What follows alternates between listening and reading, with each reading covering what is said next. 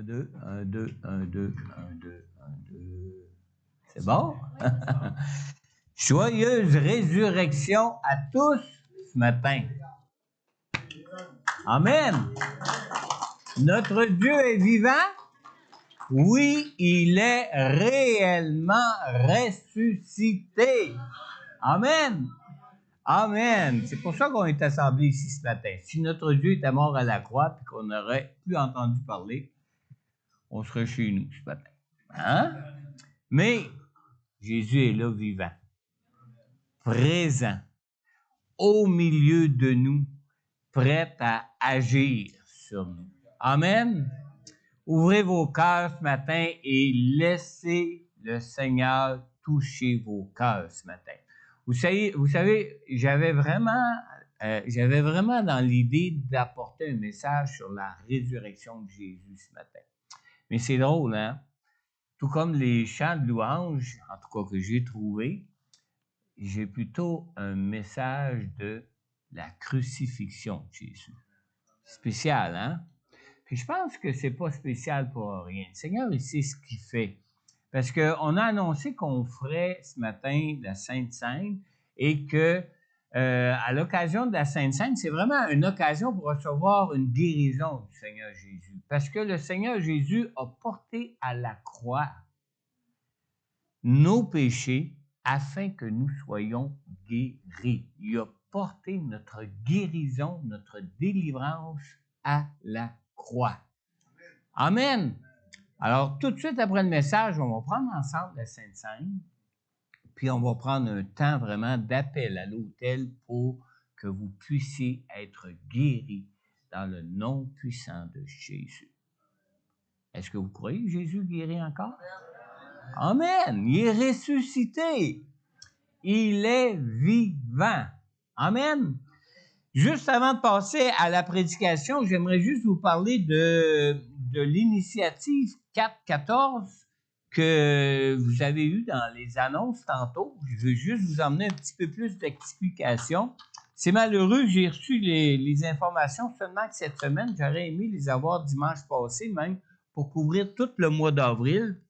Mais quand on parle de l'initiative 414, chaque année en avril, les Assemblées de la Pentecôte du Canada mettent de l'avant l'initiative 414. C'est une initiative qui est basée sur la réalité que c'est durant cette période, c'est-à-dire entre 4 et 14 ans, que les enfants sont le plus réceptifs à l'Évangile. Même que des études nous montrent que la vision du monde d'un enfant est en grande partie déjà formée à l'âge de 14 ans. Alors, entre l'âge de 4 et 4 ans, ce sont des années qui sont décisives pour établir des bases durables de sa foi. Hein? On sait que dans Proverbe, ça nous dit « Enseigne l'enfant et quand il sera grand, il ne s'en détournera pas. » Alors, vous savez, l'initiative 414, c'est un mois de prière pour que les enfants deviennent des filles et des fils de la famille de Dieu. C'est-à-dire qu'on consacre ce mois-là pour la prière pour nos enfants ou pour les enfants de nos voisins ou pour les enfants de nos sœurs, de nos frères, de nos familles, etc. Mais on vous demande de prier pour 5 enfants. Prier pour 5 enfants à chaque jour pour chacun de ces enfants-là pendant 5 minutes. Chaque jour, durant 5 jours par semaine, durant tout le mois d'avril. Amen? Facile à retenir, 5, 5, 5.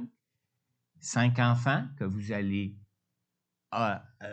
élever au trône de grâce du Seigneur en mentionnant même leur prénom pendant 5 minutes, pendant 5 jours à chaque semaine durant le mois d'avril. Amen? Alors, priez chaque jour pour chaque enfant pendant 5 minutes par jour. Et faisons-le vraiment pour le bien de la prochaine génération. Hein? Vous savez comment le monde s'en va présentement.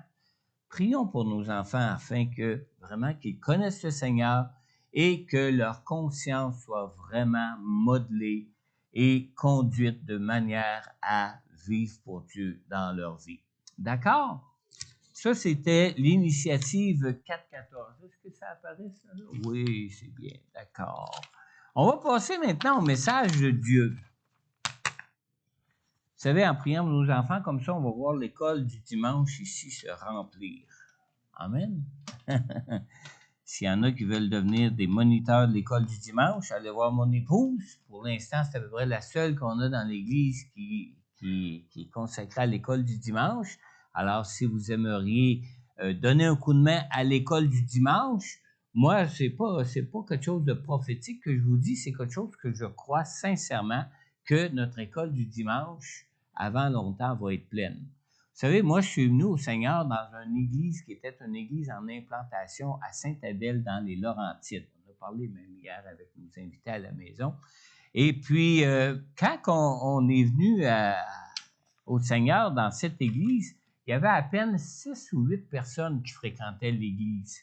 Puis le pasteur, un des premiers dimanches, avait dit « J'ai besoin des gens là, pour les former pour l'école du dimanche. » Et puis il y a des gens qui ont dit au pasteur, même pas d'enfants, on est une petite église de rien. Il dit « Oui, mais on va en avoir bientôt. » Puis effectivement, hein, ça n'a pas été très long. Dans la même année, l'école du dimanche, on était plus nombreux, on était plus d'enfants que d'adultes dans l'église. Et je crois que Dieu veut vraiment toucher cette nouvelle génération. Déjà, il touche nos jeunes adultes. On voit dans nos églises des jeunes et des jeunes adultes à partir de l'âge de l'adolescence aller jusqu'à leur âge d'adulte, de jeune adulte, venir au Seigneur, puis de plus en plus même dans nos églises. C'est surprenant. Mais Dieu sauve et Dieu veut sauver encore. D'ailleurs, c'est ce qu'on va voir aussi ce matin. Ce matin, je vais vous inviter à tourner avec moi dans vos Bibles, dans Jean, au chapitre 3. On va lire ensemble les versets 14 à 21. Jean, au chapitre 3. Vous savez, c'est un passage qu'on utilise souvent, hein, mais qu'on n'entend pas prêcher souvent. On a même chanté un des versets de ce passage-là ce matin. Daniel va le reconnaître, hein, pasteur Daniel? On a chanté Jean 3,16. Car Dieu a tant aimé le monde. Amen. Croyez-vous à l'amour de Dieu? J'espère que vous y croyez, parce que je ne sais pas pourquoi vous êtes ici ce matin si vous ne croyez pas à l'amour de Dieu. On lit dans Jean, au chapitre 3, à partir du verset 14. « Et tout comme Moïse a élevé le serpent dans le désert, il faut aussi que le Fils de l'homme soit élevé, afin que quiconque croit en lui ne périsse pas, mais qu'il ait la vie éternelle. En effet, Dieu a tant aimé le monde qu'il a donné son Fils unique afin que quiconque croit en lui ne périsse pas, mais ait la vie éternelle. Dieu, en effet, n'a pas envoyé son Fils dans le monde pour juger le monde, mais pour que le monde soit sauvé par lui. Celui qui croit en lui n'est pas jugé, mais celui qui ne croit pas est déjà jugé, parce qu'il n'a pas cru au nom du Fils unique de Dieu. Et voici quel est ce jugement. La lumière est venue dans le monde, et les hommes ont préféré les ténèbres à la lumière, parce que leur manière d'agir était mauvaise. En effet, toute personne qui fait le mal déteste la lumière, et elle ne vient pas à la lumière pour éviter que ses actes soient dévoilés. Mais celui qui agit conformément à la vérité vient à la lumière, afin qu'il soit évident que ce qu'il a fait, il l'a fait en Dieu. Prions ensemble. Seigneur, merci pour ta parole ce matin. Et surtout, Seigneur, merci, Seigneur Dieu, d'être vivant, d'être présent au milieu de nous. Et merci de ton Saint-Esprit que tu nous as donné, Seigneur Dieu, afin qu'il puisse rendre vivantes toutes tes paroles de vérité que tu es venu nous apporter, nous enseigner quand tu es passé sur cette terre, Seigneur. Que ton Saint-Esprit rende toutes ces paroles ce matin vivantes en notre cœur vivante à notre esprit, afin que nous puissions reconnaître notre besoin de toi, notre besoin de toi pour être sauvés, notre besoin de toi et de ton œuvre à la croix pour notre pardon et pour connaître pleinement ta présence dans nos vies, cette présence qui peut nous guérir, cette présence qui peut nous délivrer, cette présence qui peut nous rendre libres, Seigneur. Alors, Seigneur, je te prie d'agir maintenant et je te prie, Seigneur Dieu, de me donner, Seigneur Dieu, d'être fidèle à ce message, Seigneur Dieu, que tu as placé dans mon cœur pour ton Église ce matin. Que ton nom soit glorifié, Seigneur, et que ta présence soit manifeste pour tous ce matin. En ton nom, Jésus. Amen. Amen. J'ai intitulé mon message, devinez, afin que quiconque croit. Jean 3,16, qu'on a chanté même, en effet, Dieu a tant aimé le monde qu'il a donné son Fils unique, afin que quiconque croit en lui ne périsse pas, mais ait la vie éternelle. Alors, on a ici un verset qu'on cite souvent, mais un verset sur lequel on ne prêche pas souvent. On utilise souvent ce verset pour parler de la bonne nouvelle sur 2 points qui concernent le salut que Dieu nous offre en Jésus. Premièrement, en ce qui concerne le fait que lorsqu'on lit que Dieu a tant aimé le monde, ça concerne le fait que Dieu nous aime tous pour vouloir nous sauver. Puis aussi, comme deuxième point, on l'utilise souvent en ce qui concerne que Dieu sauve qui? Dieu sauve quiconque croit en lui. Dieu est venu pour sauver tous les hommes. On dit même, quand on utilise ce verset-là dans l'évangélisation, on dit, à place du mot quiconque, là, mets ton prénom. Alors, parce que Sylvie croit en lui, Sylvie est sauvée. Parce que Daniel croit en lui, Daniel est sauvé. Afin que quiconque croit en lui ne périsse pas, mais qu'il ait la vie éternelle. Mais ce qu'on oublie souvent de ce passage, c'est que Jésus ici ne s'adressait pas à des incrédules.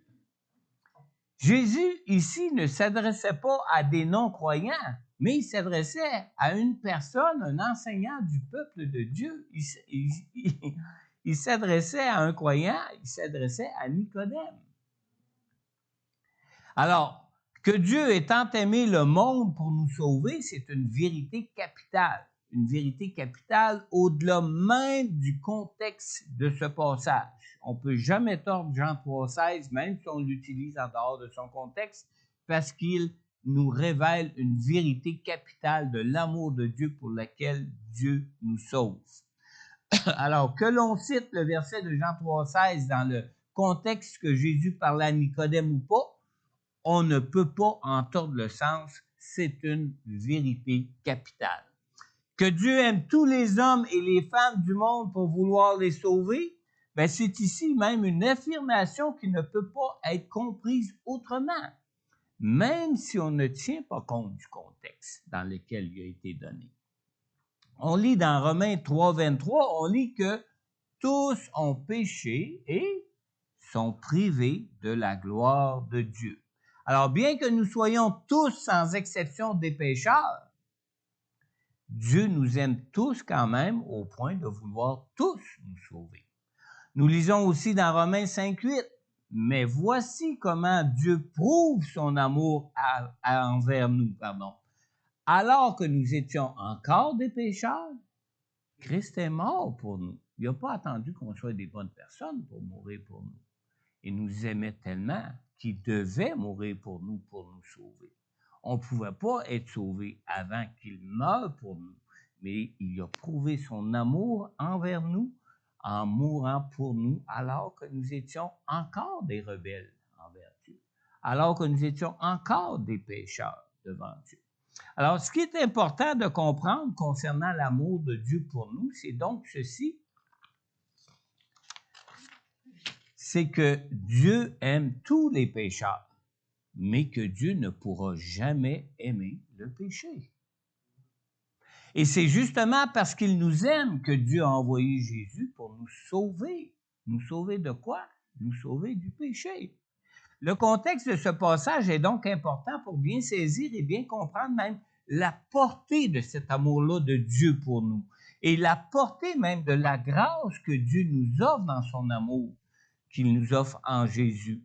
Dans Jean chapitre 3 au verset 14, on a lu « Et comme Moïse a élevé le serpent dans le désert, il faut aussi que le Fils de l'homme soit élevé. » Alors, l'histoire du serpent d'airain élevé sur une perche par Moïse, alors qu'Israël se trouvait au désert, cette histoire nous parle du péché, de notre nature de péché, du péché que Dieu n'aime pas.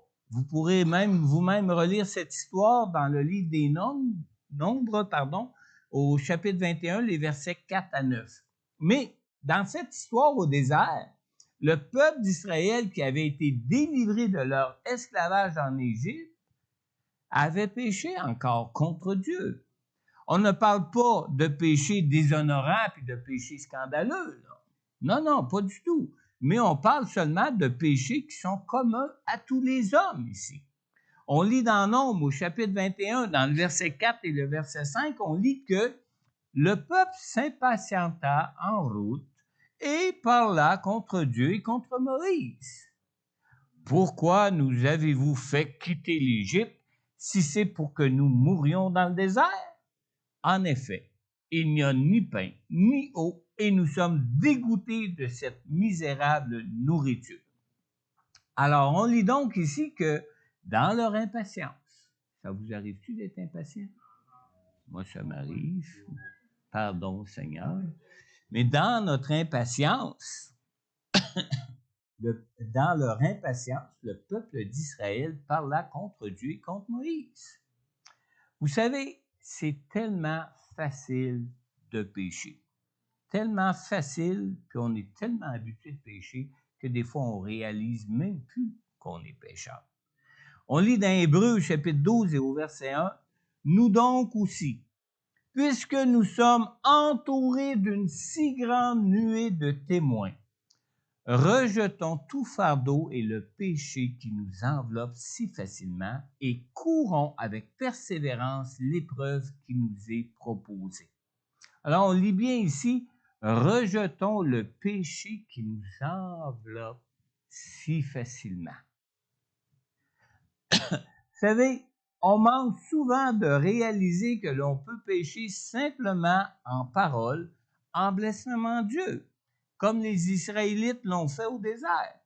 Et l'on manque aussi de réaliser que l'on peut même pécher, même en faisant rien de mal. Attends, on va voir. Peut-être que ça donne un gros point d'interrogation. Comment est-ce qu'on peut pécher en faisant rien de mal? Ah! En faisant rien de mal, c'est beaucoup dire. Disons plutôt en faisant rien. Dans la Bible, dans la parole de Dieu, la parole de Dieu nous enseigne au moins 4 façons différentes de pécher qui nous font comprendre combien le péché peut nous envelopper si facilement. Premièrement, on peut pécher en action, ce qui signifie carrément à faire quelque chose de mal, hein? Commettre un meurtre, commettre un vol ou une quelconque autre mauvaise action. Deuxièmement, on peut aussi pécher en parole. On parle de blasphème, on parle de mensonge, mais aussi de médisance et même de simples paroles vaines, à travers lesquelles on peut, ou la calomnie, à travers lesquelles on pêche et qu'on pêche même régulièrement. Troisièmement, on peut aussi pécher en pensée. D'ailleurs, la convoitise est un péché qui se commet principalement qu'en pensée, comme regarder une femme pour la convoiter, comme on lit dans Matthieu 5, 27, où Jésus dit que du moment qu'on regarde une femme pour la convoiter, qu'on a déjà péché, on est déjà coupable d'adultère dans notre cœur. Mais écoutez bien, quatrièmement, c'est qu'on peut aussi pécher en ne faisant tout simplement rien. On lit dans Jacques au chapitre 4 et au verset 17, la parole de Dieu nous dit « Si donc quelqu'un sait faire ce qui est bien et ne le fait pas, il commet un péché. Oh, wow! Là, on peut commencer à compter combien de fois je peux pécher par jour. Hein?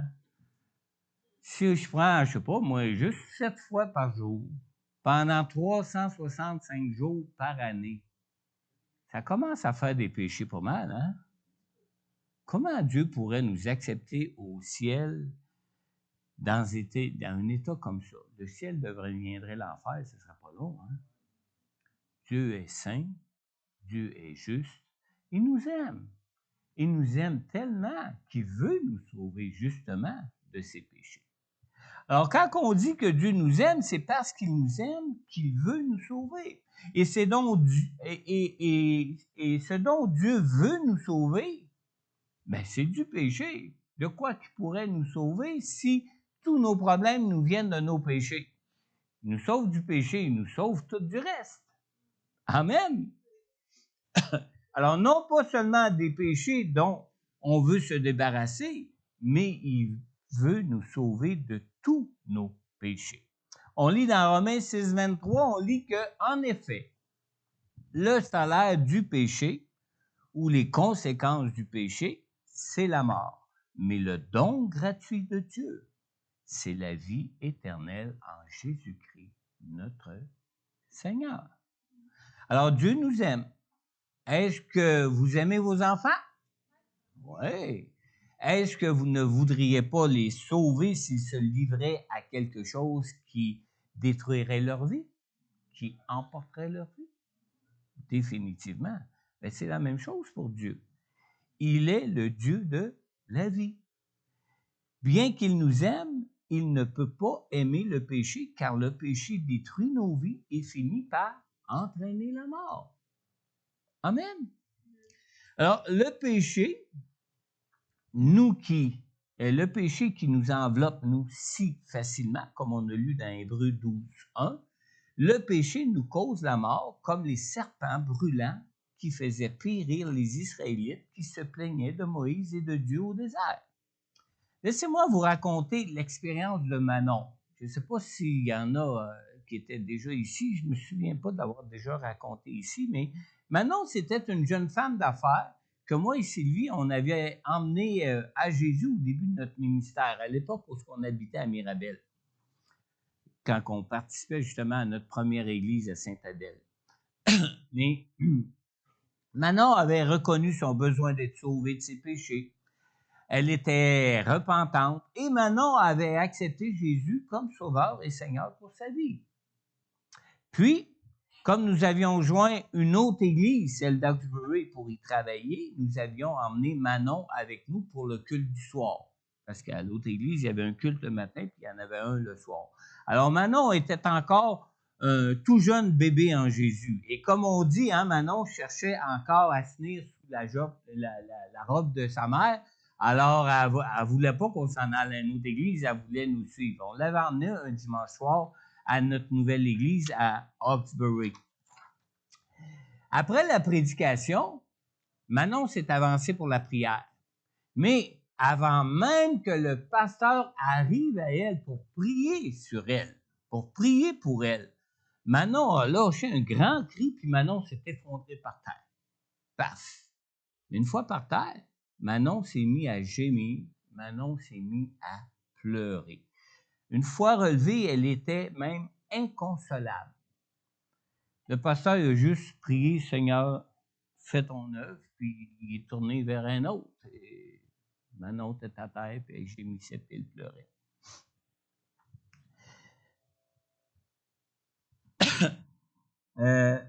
Une fois relevée, elle était inconsolable, mais en route au retour à la maison, on était quand même encore à Mirabel, on était à 45 minutes d'Augsbury de route. Manon a finalement pu nous dire que le Seigneur lui avait montré la laideur de son cœur. C'est fort, hein? Le Seigneur lui avait montré la laideur de son cœur. Puis elle nous a partagé ça hein, tout en pleurs, les mots entrecoupés tellement qu'elle était encore, qu'elle pleurait puis qu'elle gémissait. Et vous savez, Certains péchés nous sont évidents pour que nous cherchions à en être délivrés dans nos vies. Mais certains autres peuvent nous garder encore captifs. Et ce n'est qu'après cette expérience avec le Seigneur que Manon a compris combien Dieu l'aimait, mais aussi que Manon a compris que Dieu ne pouvait pas aimer ses péchés. Amen. On lit dans le psaume 19, dans le verset 13, on lit ici, « Qui discerne ses erreurs? Pardonne-moi celles que j'ignore. » Et dans la traduction de la Bible du Semeur, la version 2015, le verset est traduit comme ceci, qui dit « Qui peut discerner tous ces faux pas? Pardonne-moi les péchés dont je n'ai pas conscience. » Veux pas, conscient ou pas, nous sommes tous pécheurs. Amen. Veux pas, conscient ou pas. Même si on en est conscient ou pas, Jésus a payé pour le prix de ces péchés-là, à la croix. Alors, c'est bon de lui confesser, même ceux qu'on ignore.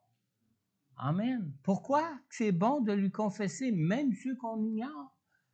Parce que c'est nos péchés qui nous séparent de Dieu. C'est nos péchés qui peuvent nous couper de Dieu dans nos vies.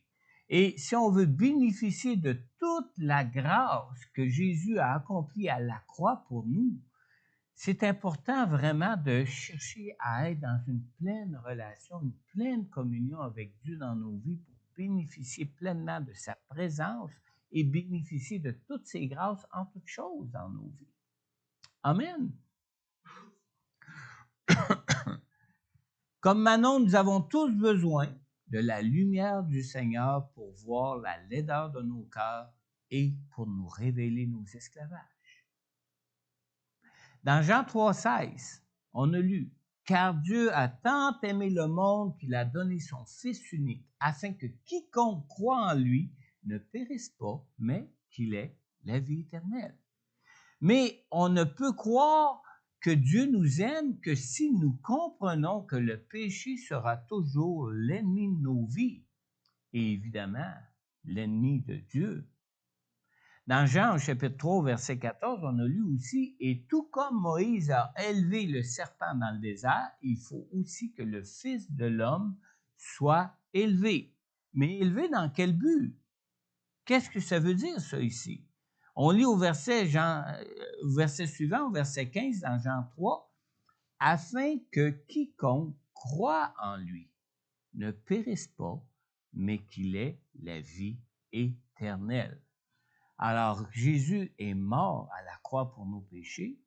Il est mort pour révéler combien le péché était grave pour qu'on puisse croire que le péché est grave et croire que Jésus les a portés pour nous.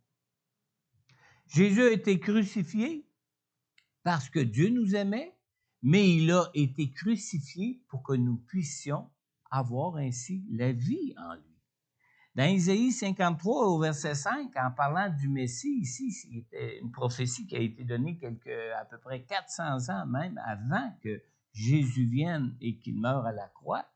On lit ici qu'il était blessé à cause de nos transgressions, brisé à cause de nos fautes.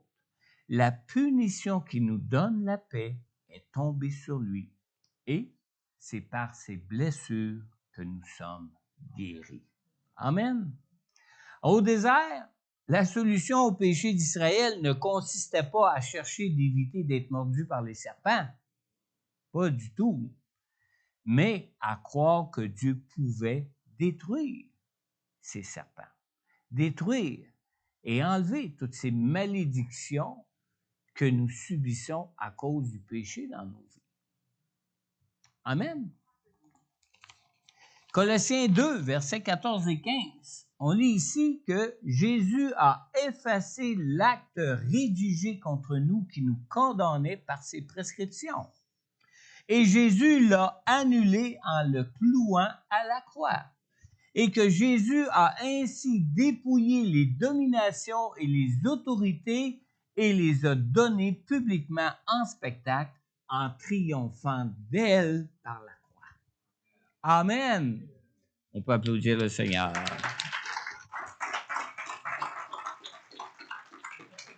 Vous savez, tous les hommes ont été mordus par le péché. Dieu n'a pas envoyé Jésus uniquement pour sauver quelques-uns, car tous ont péché et ont besoin d'être sauvés de la mort. Tous. Ce qui marque la différence entre la mort et la vie, entre la condamnation et le salut, c'est notre foi en Dieu, en Jésus. Amen. Au moment du souper, avant d'être livré pour être crucifié, on lit dans Jean 14, 1, Jésus a dit à ses disciples, alors qu'il leur annonçait qu'ils devaient les quitter, puis il était tout en émoi, il leur a dit que votre cœur ne se trouble pas. Croyez en Dieu, croyez aussi en moi. Alors, la foi en Jésus marque vraiment la différence entre la mort et la vie. La foi en Jésus marque vraiment la différence entre la condamnation à cause de nos péchés et le salut, le pardon que Dieu nous donne en Jésus. Dieu aurait pu envoyer Jésus dans le monde pour détruire tous les pécheurs rebelles. Non, non, non, c'est pas ça que Dieu a fait. Parce que Dieu aime ses créatures, aime les hommes et les femmes qu'il a créés. Vous savez, c'est ce que les Juifs voulaient, que le Messie vienne. Ils attendaient un Messie qui viendrait détruire toutes les nations païennes. Ils attendaient un Messie qui leur donnerait de dominer sur les nations, comme l'avait fait le roi David et le roi Salomon auparavant. Mais ils avaient oublié qu'eux-mêmes, ils étaient des pécheurs. Ils avaient oublié qu'eux-mêmes étaient les premiers à avoir besoin d'être sauvés de leurs péchés, de recevoir un plein pardon que seul Jésus pouvait accomplir pour eux. Amen. On lit dans Ézéchiel 33, dans le verset 11.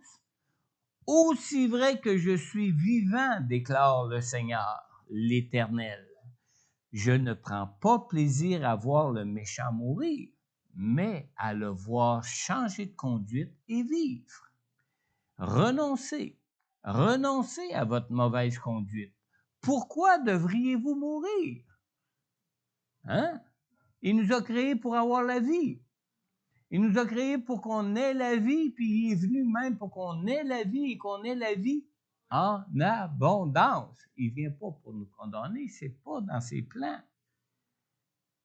Pourquoi laissons-nous le diable nous faire croire que le Seigneur voudrait nous condamner pour nos péchés, alors que dans son amour pour nous, il a envoyé son Fils mourir pour nous à notre place? Laissez pas le diable vous conter des blagues. Si Dieu voudrait nous condamner pour nos péchés plutôt que de nous sauver, pourquoi a-t-il envoyé Jean-Baptiste pour appeler à la repentance plutôt que de les livrer à la mort? Pourquoi? Pourquoi Jésus, après sa résurrection, a-t-il libéré le Saint-Esprit pour que le Saint-Esprit soit envoyé pour convaincre de péché, de justice et de jugement? Si Dieu ne voudrait pas nous pardonner, c'est parce qu'il nous aime qu'il veut nous pardonner. Amen.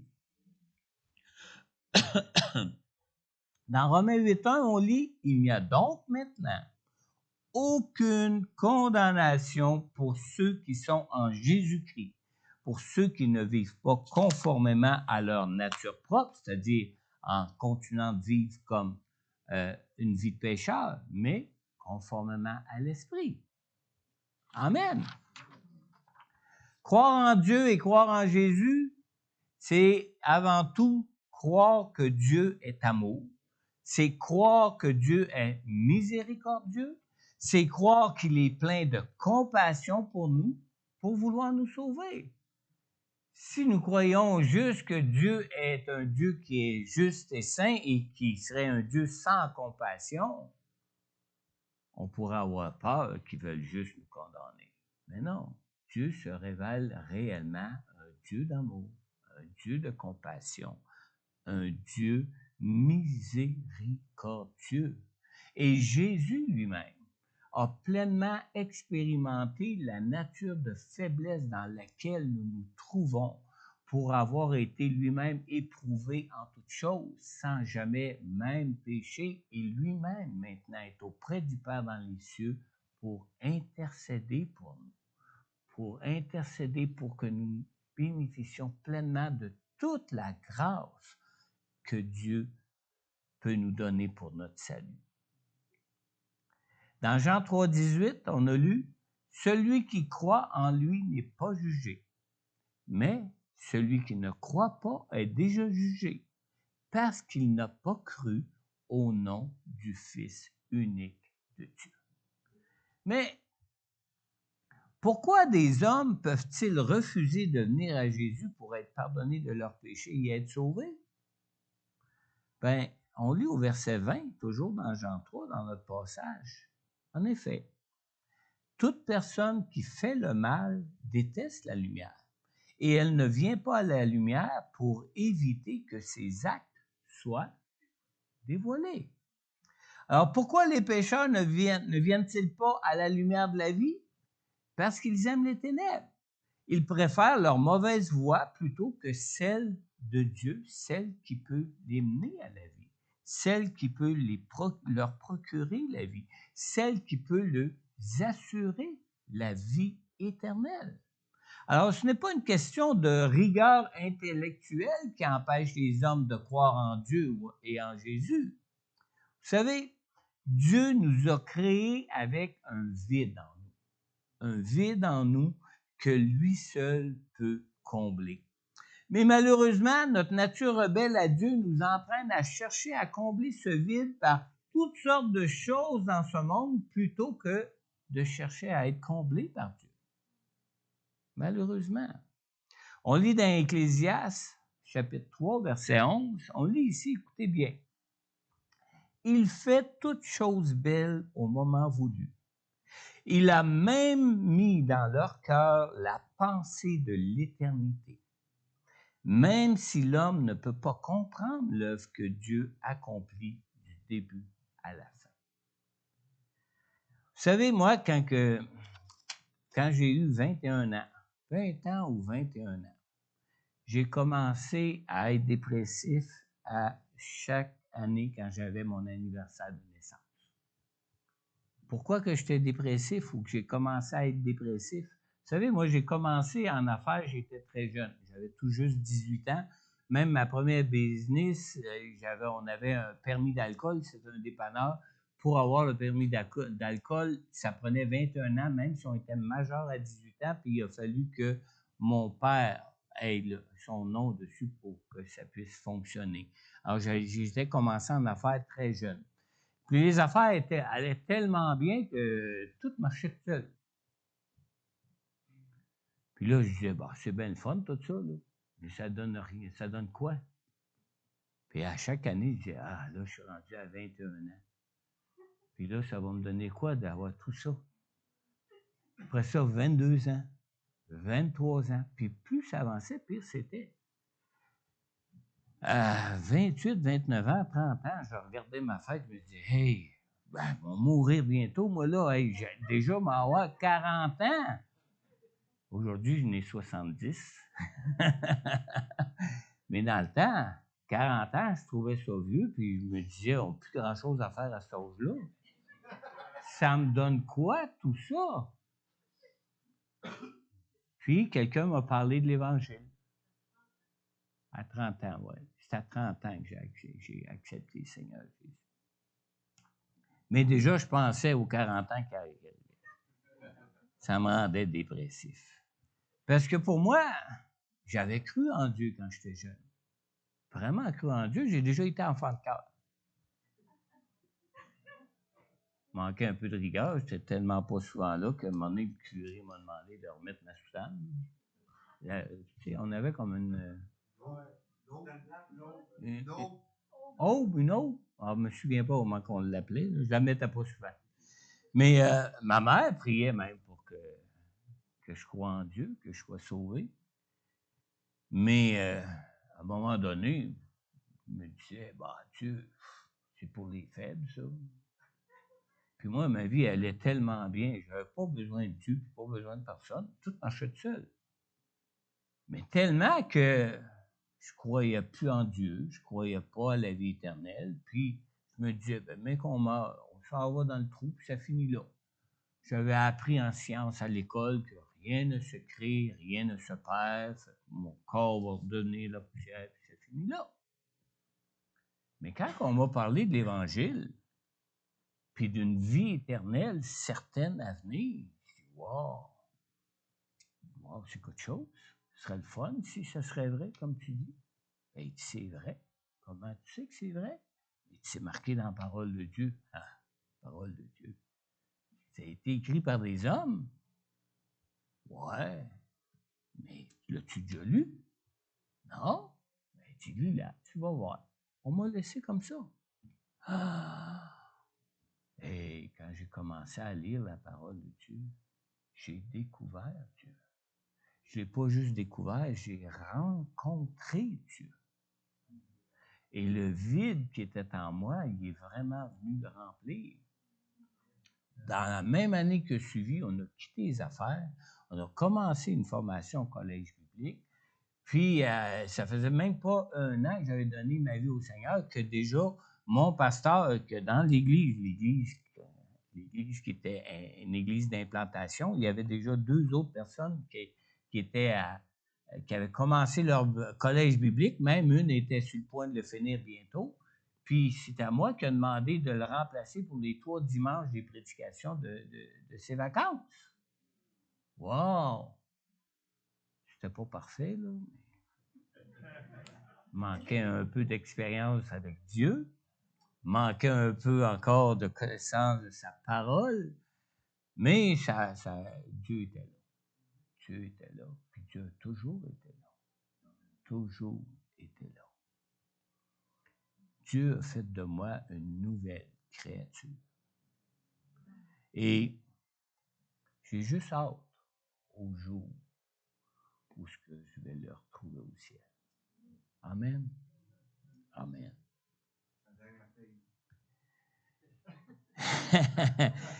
Ouais, puis il va y avoir une grosse paye là, hein? Plein de récompenses. Hein? Jean 3,16, on a lu, en effet, Dieu a tant aimé le monde qu'il a donné son Fils unique, afin que quiconque croit en lui ne périsse pas, mais ait la vie éternelle. Alors, puisque nous parlons de croire en Dieu, puisque nous parlons de croire en Jésus pour recevoir la vie éternelle que Dieu nous offre en lui, as-tu déjà placé ta foi en Jésus pour recevoir Jésus comme Sauveur et Seigneur de ta vie? Jean, au chapitre 1, dans le verset 12 et 13, ça nous dit ici, « Mais à tous ceux qui ont accepté Jésus, à ceux qui croient en son nom, elle a donné le droit de devenir enfants de Dieu, puisqu'ils sont nés non du fait de la nature, par une volonté humaine, ni par la volonté d'un mari, mais qu'ils sont nés de Dieu. » Alors ce matin, si tu aimerais placer ta foi en Jésus pour ta vie, adresse-lui toi-même cette prière dans ton cœur. Simplement la répéter d'une façon sincère, avec foi, la répéter à Dieu de tout ton cœur, dans ton cœur à Dieu. Père céleste, je viens maintenant devant toi ce matin en reconnaissant mon besoin de Jésus pour mon pardon et pour me sauver de mes péchés. Humblement, Père, je te demande maintenant de m'accorder la grâce de ton pardon afin d'être lavé, afin d'être purifié de tous mes péchés. Seigneur Jésus, merci. Merci d'avoir accepté de subir pour moi toutes les conséquences de mes péchés afin que je puisse en être guéri, délivré et libéré. Et je te prie donc de venir maintenant, répands ton amour dans mon cœur et Fais-moi la grâce de ta présence avec moi par ton Saint-Esprit pour que je puisse être conduit par toi maintenant dans cette nouvelle vie que tu veux pour moi. Amen. Amen. Alors, si tu écoutes présentement ce message en ligne et que tu as adressé cette prière à Dieu pour recevoir Jésus dans ton cœur pour la toute première fois ce matin, n'hésite pas à prendre contact avec moi. En retour, je pourrais aussi prier pour toi. Je pourrais prier pour toi. Je pourrais aussi t'aider pour te conduire dans toutes les grâces que Dieu veut pour toi dans ta vie. Aussi, peut-être que tu es de ceux qui ont déjà fait cette prière auparavant dans leur vie, mais que ce matin, peut-être que tu réalises que tu es peut-être encore dépendant de certains péchés dans ta vie. 1 Jean, chapitre 1, dans le verset 8 et 9, nous dit « Si nous disons que nous n'avons pas de péché, nous nous trompons nous-mêmes, et la vérité n'est pas en nous. Si nous reconnaissons nos péchés, il est fidèle et juste pour nous les pardonner et pour nous pardonner de tout mal. » Alors, je veux t'encourager ce matin à lui confesser. Confesse-lui maintenant tes faiblesses et reconnais tes besoins de délivrance dans ta vie. Dieu ne vient pas pour te condamner. Dieu vient pour te sauver. Et il a tout accompli déjà à la croix pour ton pardon, pour ta réconciliation et pour ta purification. Amen. Dans Jean 8, verset 36, la parole de Dieu nous dit ce matin, « Si donc le Fils vous libère, vous serez réellement libre. » Amen. Nous allons prendre la Sainte Seine. La Sainte Seine, vous savez, c'est l'occasion idéale d'examiner notre foi en Jésus pour notre vie. C'est l'occasion idéale vraiment de nous vraiment reconnaître notre foi en Jésus pour croire en sa guérison et en sa délivrance pour nos vies. Dans Jean 10, que j'ai mentionné même plus tôt, on lit « Le voleur ne vient que pour voler, égorger et détruire. » Jésus, lui, nous dit « Moi, je suis venu afin que les brebis aient la vie et qu'elle l'ait en abondance. » Amen. Prenons le temps d'examiner notre relation avec Jésus, notre foi en Jésus, pour vraiment bénéficier de toutes les grâces que Jésus a accomplies pour nous, pour nos vies à la croix. Ésaïe 53:5 nous dit « Mais lui, il était blessé à cause de nos transgressions, brisé à cause de nos fautes. La punition qui nous donne la paix est tombée sur lui. Et c'est par ses blessures que nous sommes guéris. » Amen. Je vais vous inviter à vous lever ensemble ce matin. Je vais inviter Daniel à venir en avant avec l'équipe de louange.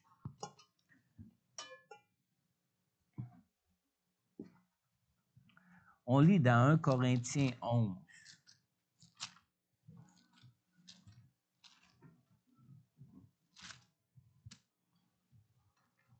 À partir du verset 23.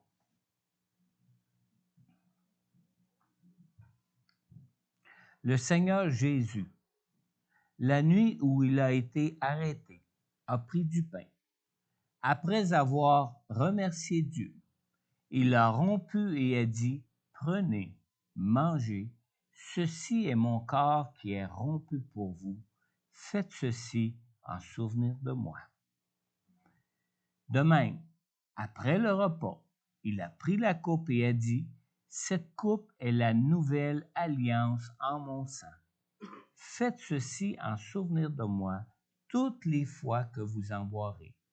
En effet, toutes les fois que vous mangez ce pain et que vous buvez cette coupe, vous annoncez la mort du Seigneur jusqu'à ce qu'il vienne. C'est pourquoi celui qui mange ce pain ou boit cette coupe, la coupe du Seigneur indignement, sera coupable envers le corps et le sang de Jésus. Que chacun donc s'examine lui-même et qu'ainsi il mange du pain et boive de la coupe. Alors, je vais vous inviter. On va vous distribuer les symboles. Mario, est-ce que tu peux? On va prendre une autre personne aussi pour que ce soit plus rapide. Oui, Guy, tu veux distribuer le pain. Buvez-le pas tout de suite, mangez-le pas tout de suite. On va prendre un chant de louange et d'adoration. Et prenez le temps dans votre cœur de regarder la foi que vous avez en Jésus. Est-ce que vous croyez que Jésus est vraiment mort à la croix pour vous?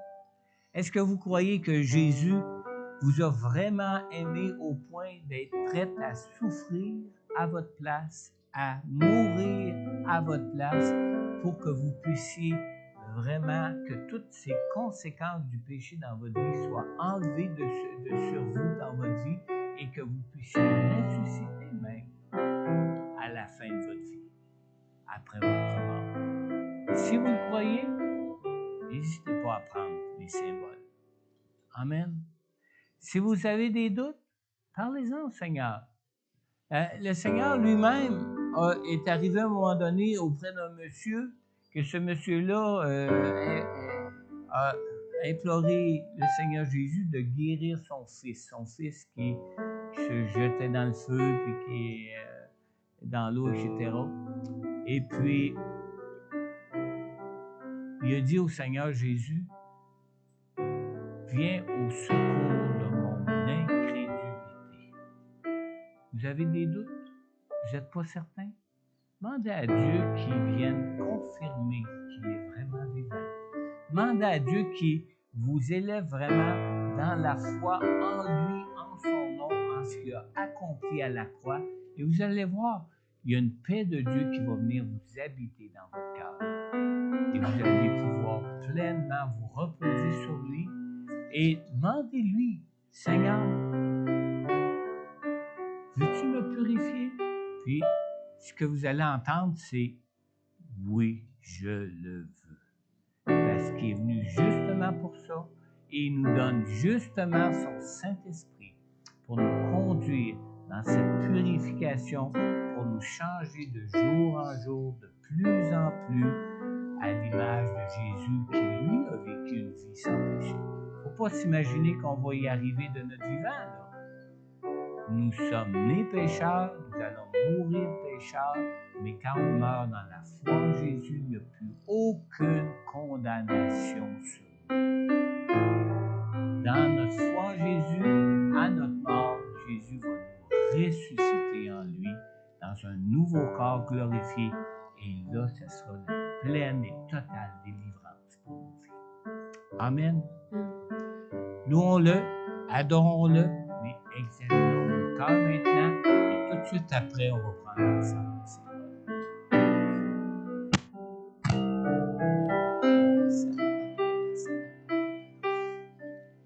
Juste monter mon moniteur, s'il te plaît.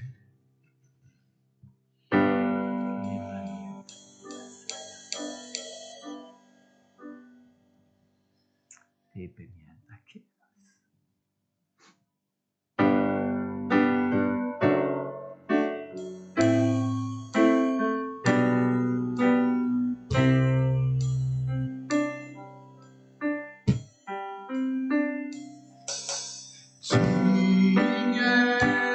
l'agneau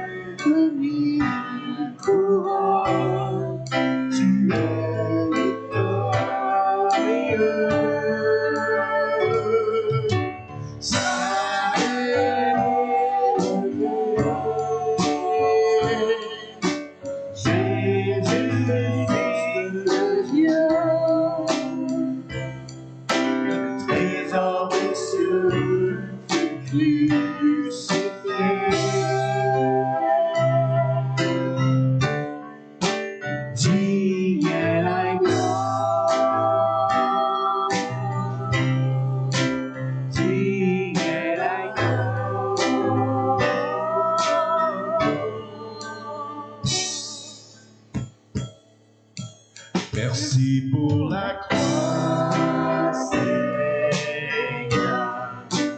Merci pour la vie. Tu portes tous nos péchés. Tu es loué et donnes par ta grâce. Merci pour l'amour, Seigneur. Merci pour tes mains percées. Tu m'as lavé dans ton fleuve et j'ai compris ton pardon et ton amour.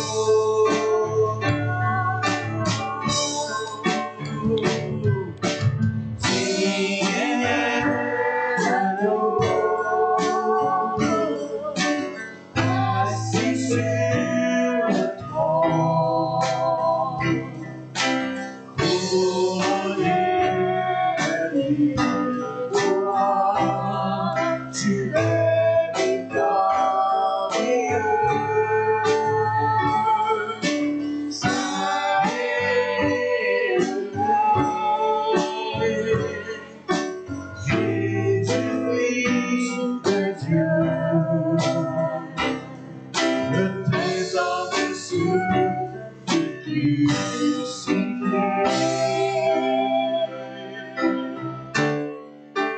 Digne est l'agneau,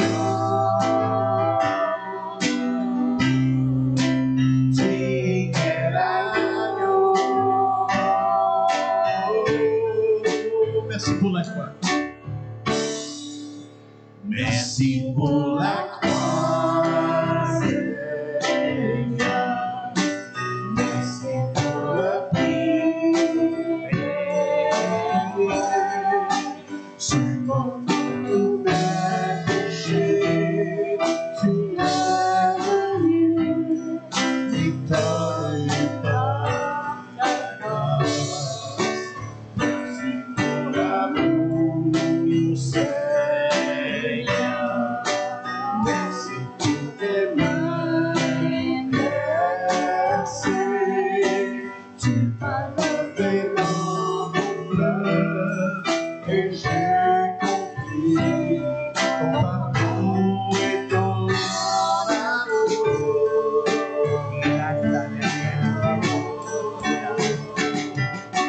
Digne est l'agneau, assis sur le trône, couronné de couronne, victorieux. Saint élevé,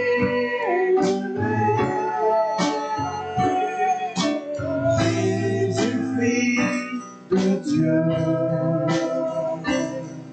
le trésor des cieux, crucifié. Digne est l'agneau, oui, digne est l'agneau, digne est l'agneau.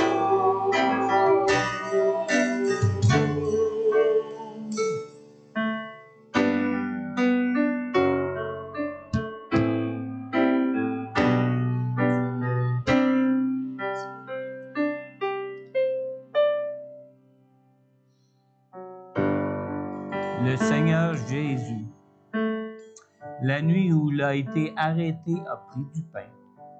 Après avoir remercié Dieu, il a rompu et a dit, « Prenez, mangez. Ceci est mon corps qui est rompu pour vous. Faites ceci en souvenir de moi. » De même, après le repas, il a pris la coupe et a dit, « Cette coupe est la nouvelle alliance en mon sang. Faites ceci en souvenir de moi toutes les fois que vous en boirez. »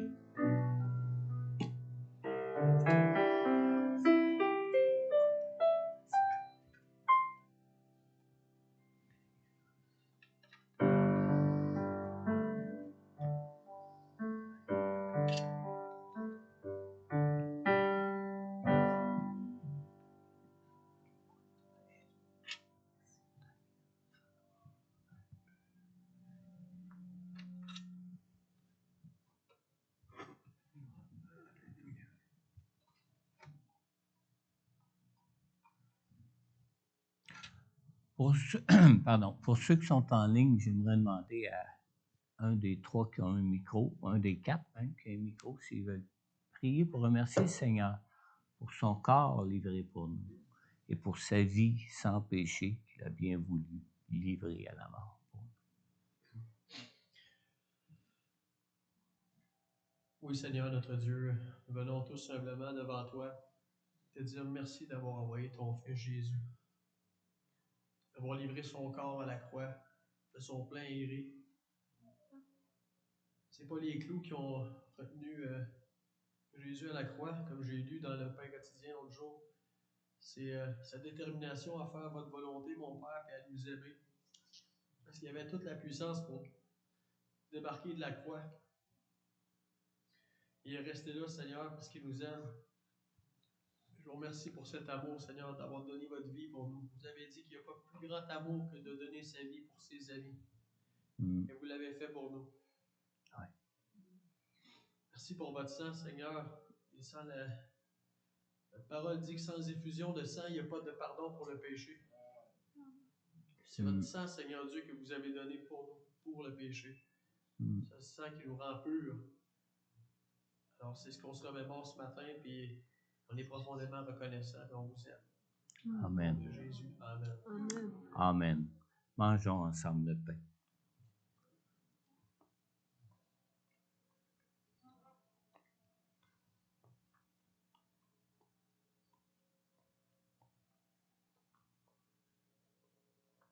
Et buvons ensemble la coupe qui représente la vie de Jésus, donnée dans son amour pour nous.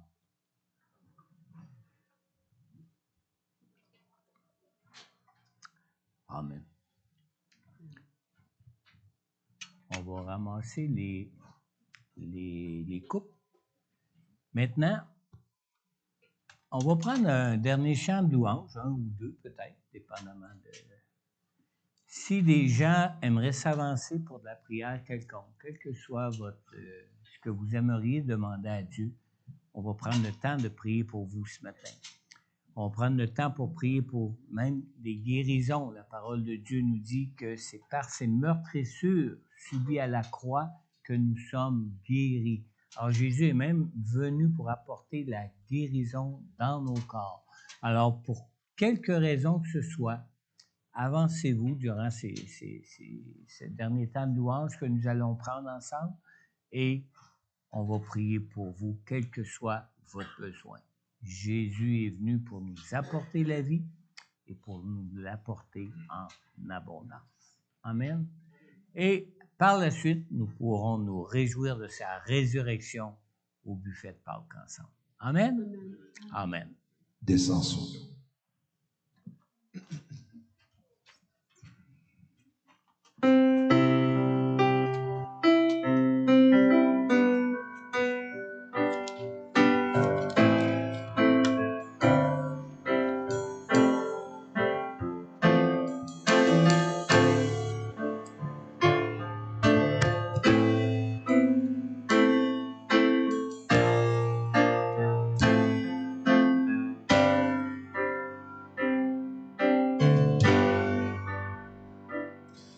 Du sein de notre Dieu, de l'infini des cieux, descend de son Seigneur sur nous.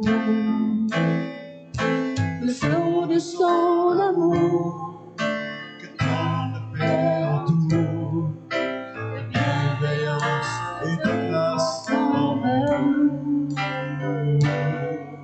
Et là pour l'adorer, nos cœurs émerveillés reçoivent en sa bonté la joie de vivre en son alliance au prix de sa présence et source inépuisable de sa gloire.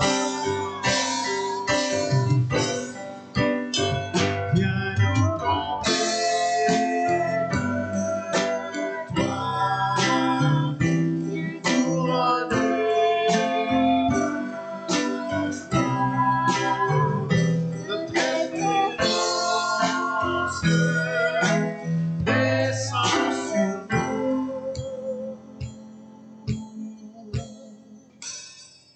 Ô Dieu de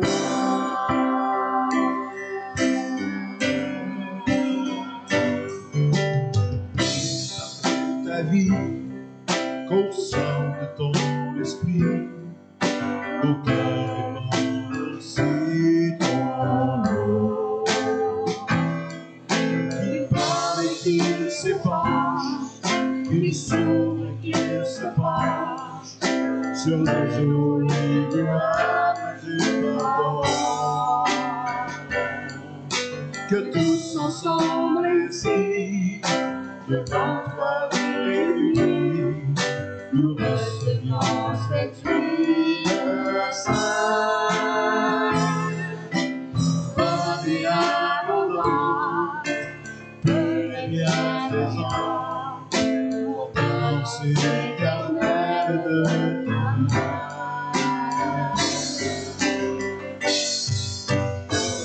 Viens nous contempler, toi, viens couronner de foi, notre espérance descend sur nous. Ô Dieu de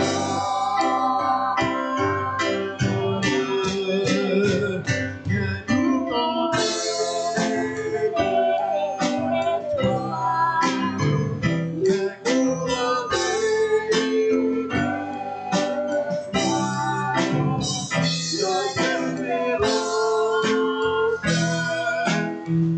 descend sur nous. Ô Dieu de gloire, viens nous combler de toi, viens couronner de foi, votre espérance descend sur nous. Ô Dieu de gloire, ô Dieu de gloire, ô Dieu de gloire,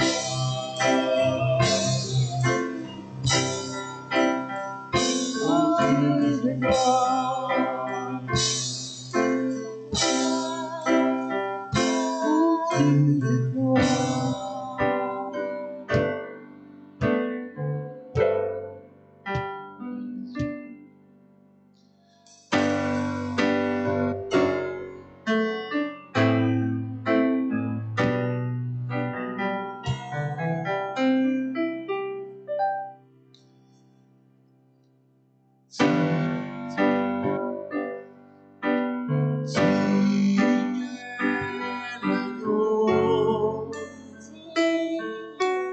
Assis sur le trône,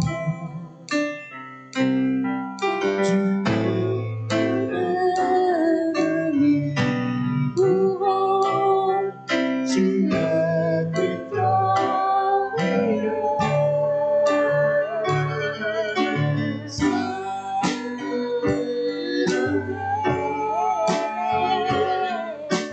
Jésus, Fils de Dieu,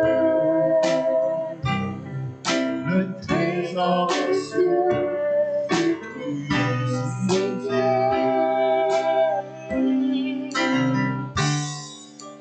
Digne la gloire, digne la gloire.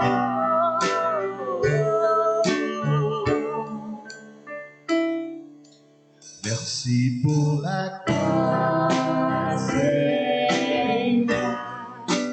Merci pour le prix payé. Tu portes tous les péchés.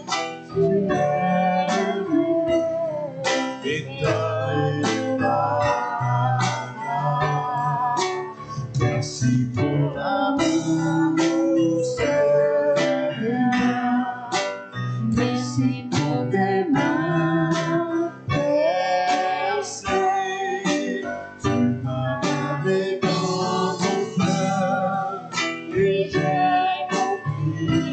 ton amour et ton pardon.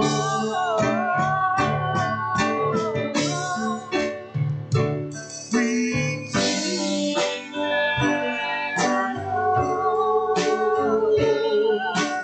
ainsi c'est le monde.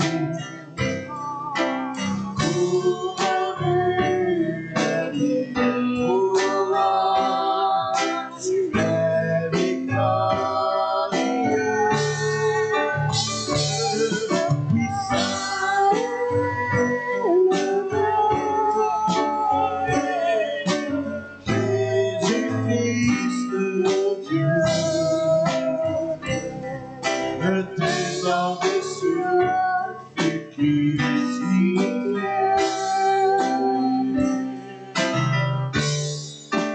Digne est l'agneau,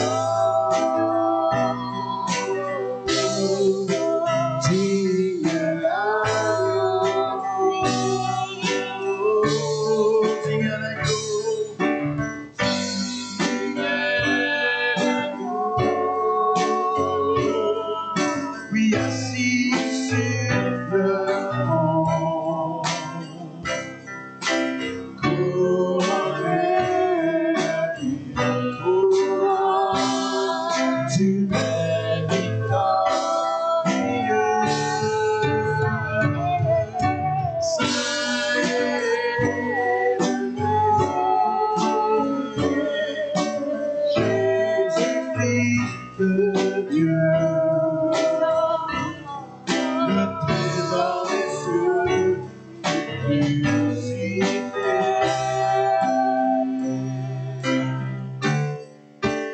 Digne est l'agneau,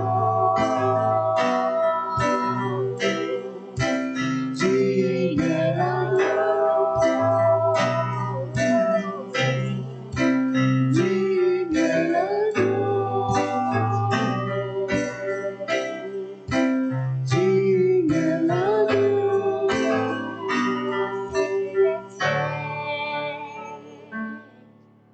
Merci pour la croix, Seigneur.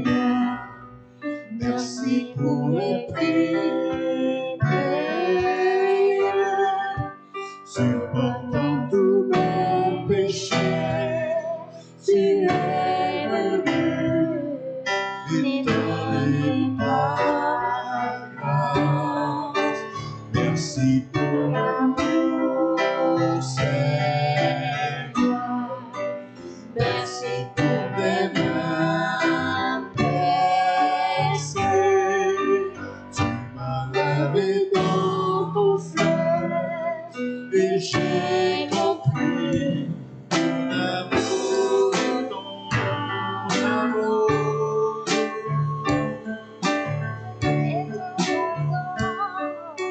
Digne est l'agneau, ainsi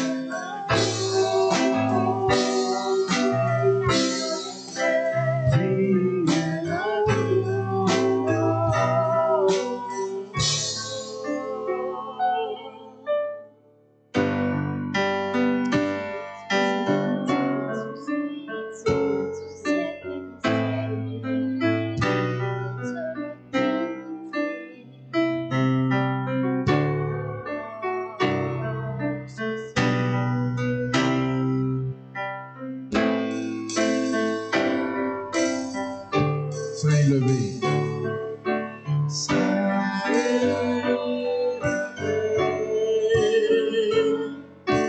Jésus, Fils de Dieu.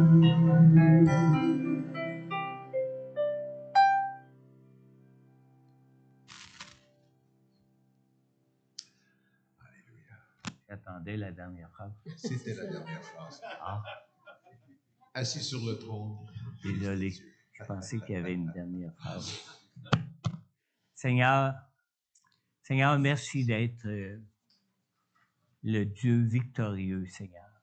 Merci, Seigneur, d'être le Dieu sauveur, Seigneur. Merci, Seigneur, d'être le Dieu d'amour que tu es, Seigneur. Et merci, Seigneur, qu'à toi, il n'y a rien d'impossible, Seigneur. Seigneur, on t'élève nos vies, on t'élève nos cœurs, Seigneur, et on te remercie de ta présence par ton Saint-Esprit en nous, Seigneur, pour être conduit par toi en toutes choses dans nos vies, Seigneur, pour être conduit, pour marcher avec toi dans cette vie, Seigneur, et surtout, merci de ta parole qui est la vérité, ta parole qui nous donne cette promesse de toi, Seigneur, que tu es avec nous tous les jours de notre vie, jusqu'à la fin du monde, Seigneur. Seigneur, apprends-nous, Seigneur, à regarder à toi et à marcher avec toi dans nos vies, Seigneur, et apprends-nous aussi même, Seigneur, à nous laisser porter par toi en toutes choses, en toutes circonstances, Seigneur. Dans le nom puissant de Jésus, merci d'être le Dieu ressuscité et vivant. Amen. Amen. Amen. Joyeuse Pâques, joyeuse résurrection en Jésus. Amen. On va sortir le buffet et puis...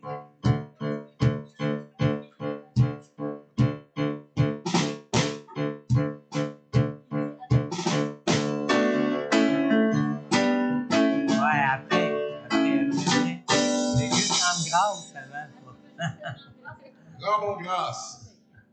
Il est parti, là. Il est déjà au ciel, lui, là. Le buffet, on va aviser les gens au moment. Sylvie, aide-moi, s'il te plaît. Là. Pour le service du buffet, y a-t-il de quoi particulier à annoncer? Non, on va se servir comme d'habitude. Ça va être... OK. Alors, aussitôt que ça va être servi, aussitôt que ça va être ces tables, vous pourrez passer aux tables du buffet pour vous servir. Et puis... À moins qu'il y ait quelque chose à dire, sinon il y a quelque chose de... On va juste rendre grâce pour cette bonne nourriture maintenant qu'on va prendre ensemble. Amen. Seigneur Jésus, merci pour être le Dieu qui pourvoit à toutes choses, à tous nos besoins et même au-delà même de nos besoins, Seigneur. Seigneur, merci pour toutes les personnes qui ont mis la main à la réalisation de ce buffet, Seigneur. On te prie de les bénir particulièrement, Seigneur, mais merci surtout de toute cette bonne nourriture, Seigneur. On te prie de la sanctifier. On te prie, Seigneur Dieu, de la sanctifier dans nos corps, dans nos estomacs, Seigneur, qu'elle puisse être vraiment un sujet de bénédiction et un sujet de joie pour chacun de nous, Seigneur. Et on te prie de la bénir dans le nom puissant de Jésus. Amen. Amen. Amen.